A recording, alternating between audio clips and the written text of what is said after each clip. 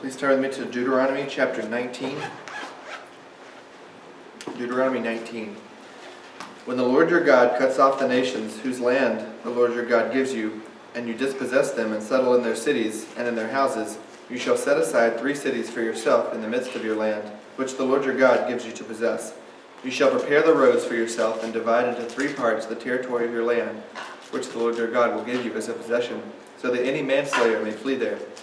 Now this is the case of the manslayer who may flee there and live, when he kills his friend unintentionally, not hating him previously, as when a man goes into the forest with his friend to cut wood, and his hand swings the axe to cut down the tree, and the iron head slips off the handle and strikes his friend so that he dies.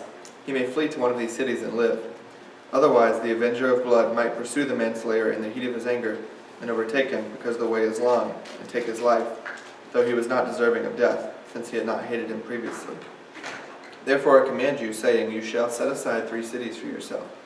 If the Lord your God enlarges your territory, just as he has sworn to your fathers, and gives you all the land which he promised to give to your fathers, if you carefully observe all this commandment which I command you today, to love the Lord your God and to walk in his ways always, then you shall add 3 more cities for yourself, besides these 3.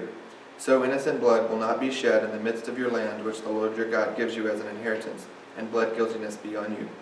But if there is a man who hates his neighbor, and lies in wait for him, and rises up against him, and strikes him so that he dies, and he flees to one of these cities, then the elders of his city shall send and take him from there, and deliver him into the hand of the avenger of blood, that he may die.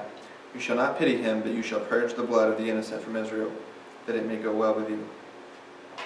You shall not move your neighbor's boundary mark, which the ancestors have set, in your inheritance, which you will inherit in the land that the Lord your God gives you to possess.